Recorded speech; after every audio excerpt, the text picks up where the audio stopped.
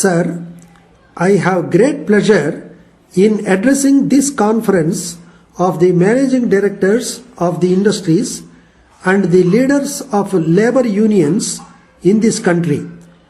I have no doubt that those who are managing the various industries are not only interested in making profits but also in the welfare of those working in their units and the general public who are the consumers. Similarly, the leaders of labor unions are not only interested in the welfare of workers whom they represent but also in the proper working of the companies for the benefit of the people. I would like to share with you some of my views both in my capacity as a citizen of this great country and also as a minister of the government. In whatever capacity we may be working, it is natural that we work mainly for our personal welfare, in the sense that we want to make our children happy. But there can be no doubt that we are basically interested in the progress of the nation and the welfare of the people, because as responsible citizens we realize that only when the nation progresses we can progress. We realize that only when the economic situation of the country is sound, people can be happy. Therefore, it is necessary for us to keep this in mind. We should also remind our people in all walks of life of this aspect on every occasion. I would appeal to those connected with industries to see that there is no lockout of the factories. I would also appeal to the leaders of labor unions to see that there is no strike in any unit with which they are connected.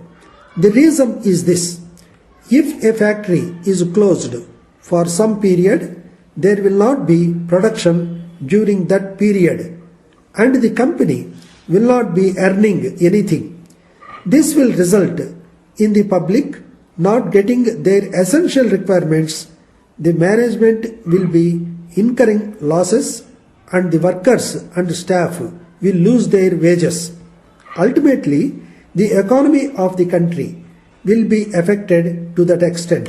Therefore, I would request all those concerned to keep this in mind before they decide on a lockout or a strike. I do realize that there may be grievances on the part of workers in the matter of wages, bonus, working conditions and other things. I will not say that all the demands of the workers are unreasonable. Most of them may be reasonable, but the workers should also take into consideration the capacity of the company to meet their demands, however reasonable they may be.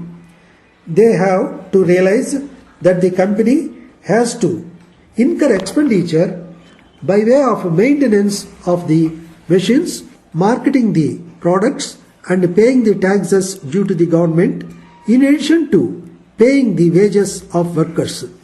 If the management is reasonable in meeting at least some of their demands, the labor must accept whatever the management is willing to do, consistent with the proper running of the unit, and wait for better times when they can press their other demands. On this occasion, I would also appeal to the management to see that as far as possible the demands of the workers are met, so that they can work with a certain amount of contentment. The management on their part should realize that unless a worker is able to run his family smoothly, he will not be able to devote his attention to his work. The management should also take into consideration the cost of living, from time to time and pay the workers suitably. Letter dated 2nd March 1980 from the manager Raj and Company, Vellore, to the manager North Arcot District Cooperative Bank, Vellore. Dear Sir, we are enclosing our application for additional loan facilities for the company. The application is self-explanatory. We have tried to make it as complete as possible, giving you all the details that you may require for sanction of the loan. You will see from the application that the main purpose of seeking this additional loan is for the purchase of some latest machines which will improve the quality of our products. This will also reduce the cost of the products to some extent.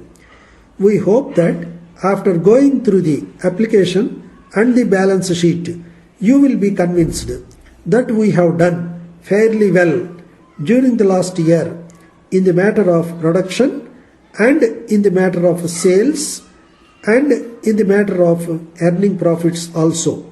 We hope that during the current year, we will be able to earn increased profits as we hope to get large number of orders from our clients. As far as repayment of the loan is concerned, we assure you that we will be paying it regularly in 30 equal monthly installments. We hope you will appreciate that we have been regular in repayment of the earlier loans. We request you to give top priority to our request in this regard. Hoping to hear from you, yours faithfully.